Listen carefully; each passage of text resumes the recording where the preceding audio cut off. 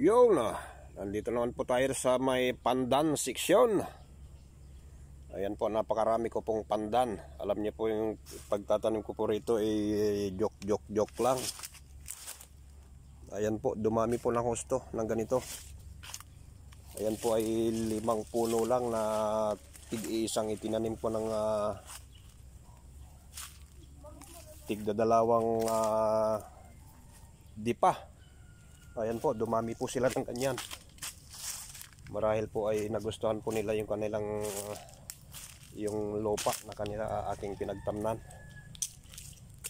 So ayan po, napakalulusog po ng aking pandan. Actually ginagamit ito ni Mrs. sa pagluluto po ng kanin at sa ice cream din na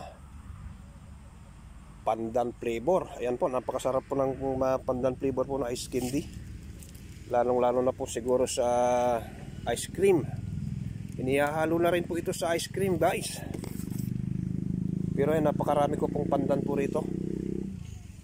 Hindi ko po alam kung saan ibibinta sa mga gustong bumili po ng pandan.